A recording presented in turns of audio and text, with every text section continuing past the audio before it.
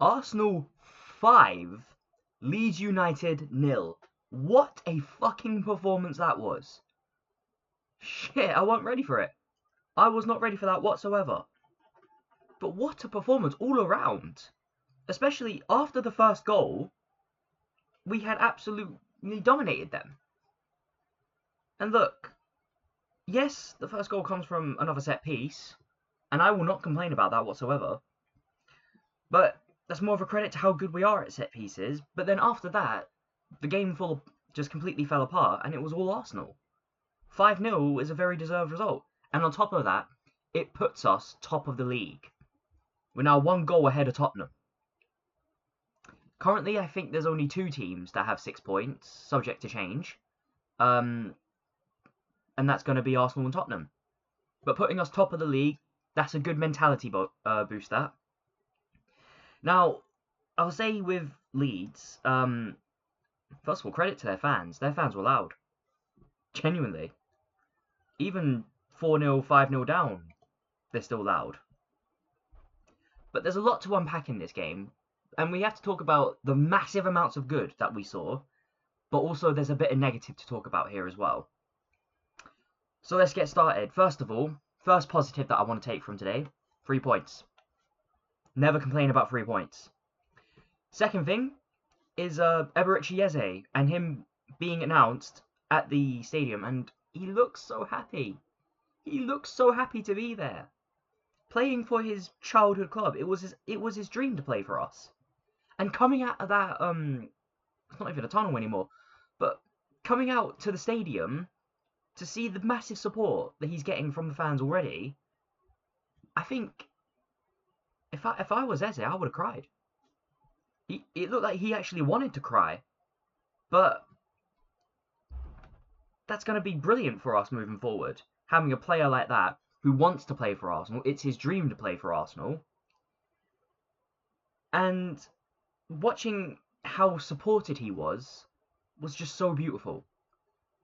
I can already tell he's going to be someone to watch in this Arsenal squad. I'm curious still to see where he starts and how he's going to play, how he's going to fit into the Arsenal system, whether he's going to be played in the midfield or in the left wing area. But regardless, one thing's for sure, he's an Arsenal player. On top of that, more to talk about, Victor Gyökeres putting 2 against them.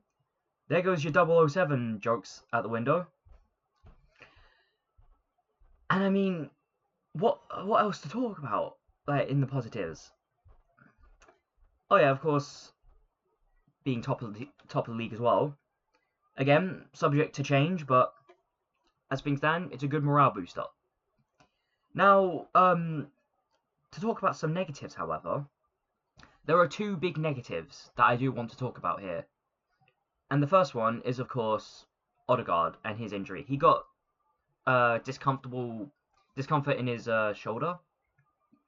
It was quite early on as well. What time was it that he came off on? Alright, well, it doesn't say, but still, he came off in the first half. I don't remember exactly when, but when I saw that, I knew there was something wrong. Now, hopefully, it's just a bit of discomfort and he'll be back next week in time for Liverpool. But also on top of that is Bukayo Saka. And very possibly, this is a hamstring problem again. And we don't need Saka injured consistently. But once you get that really big hamstring injury, that can cause you some serious problems. But still, I thought he played brilliantly. And the goal he scored as well, no one's saving that. But look, we've got some negatives here. But it's mostly positive. And seeing how we played today, even if people want to say it's only Leeds won the Champions League last season. You don't win the Champions League and be nobodies. Not the Champions League, sorry, the Championship. What am I saying? Yeah, Leeds won the Championship last season, and you don't win the Championship if you're nobody. Leeds are not nobody. They are a good side. But anyways, moving on from that, we're going to have to go into our player ratings. And I'm going to start us off with Dario Raya. Now, David Raya didn't have too much to do. He made one very big save in the first half. I believe it was from a corner, headed from short distance. Very good reaction time from Raya. If that's most keepers, I think that's going in. But on top of that, this is something I've criticised him about quite a lot, but I will not be criticising him today. His distribution of the ball actually looked really good. I can seldom think of a few times that he kicked the ball and it didn't go to an Arsenal player. This is what we need more of from him. And if we continue to see that, we can see absolute quality. But look, Raya, he had a very good game today. Very impressed with him. He didn't have too much to do, however. Leeds didn't ask so many questions of him. But I think it's fair he gets a 7.5.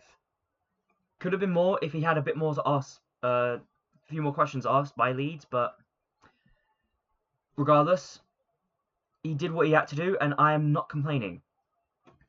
Now, moving on to William Saliba. Calm as a cucumber. He was so in control on that ball. And even when it looked like, at least to me, it looked like a Leeds player was going to get to where before he did, he still ended up getting there.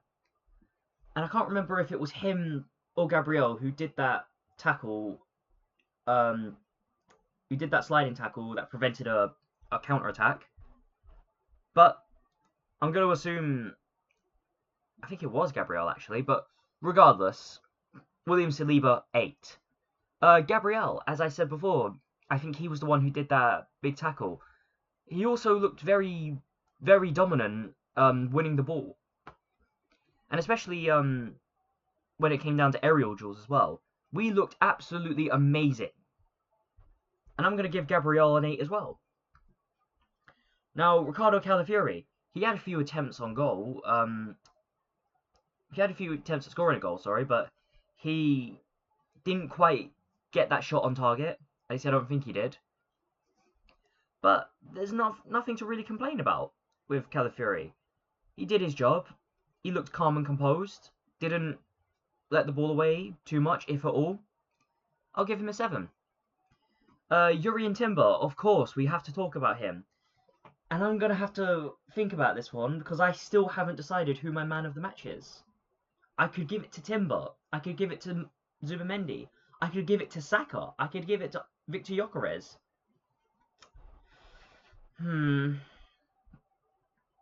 He scored from 2 set pieces and we're renowned for that. I think just because both of his goals were in open play. Well, not open play, but one of them wasn't a penalty. I think I might give the man of the match to Timber, actually.